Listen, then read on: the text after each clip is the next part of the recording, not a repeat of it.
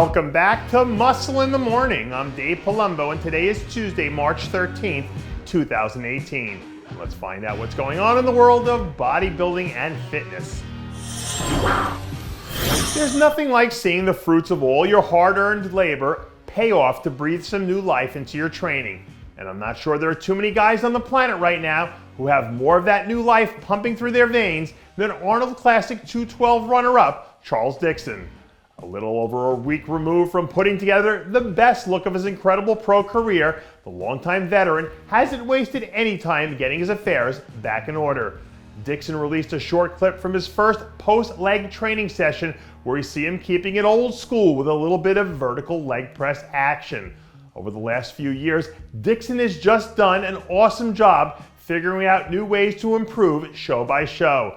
And now that he's come this close to reaching one of the sport's summits, let's see what kind of surprises the Tank and his team have in store for us later this season.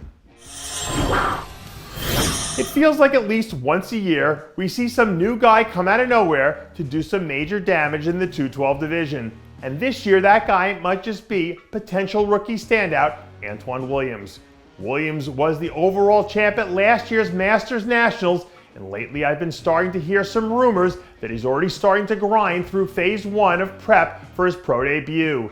When he's in shape, Williams is one of those guys who has the crazy round muscle bellies that can give people all sorts of trouble when he gets it going. So as long as he does his due diligence in picking his spots correctly, I don't see any reason why we can't see a top 5 finish or better in the right pro lineup. People like to say that if you enjoy what you do, then you'll never work a day in your life. But I always thought that if you enjoyed what you did, you'd probably still get up and work every day anyway. The only difference is that you'd actually enjoy the process while you were doing it. And fresh off a strong performance to start her season at the Figure International, and Fuego figure standout Sandra Grajales is ready to pick right back up where she left off. Over the weekend, Grajales and her team released video from an early morning shoulder session as the third-year pro starts to turn her attention to the latest item on her agenda for the contest season. If you can remember back to right around this time last year, it was a lights-out version of Grajales that marched into SoCal to score a huge win at the Governor's Cup. And now that she's already got the engines running hot, it wouldn't come as a shock if she jumped into something over the next few weeks to capitalize on the early season momentum.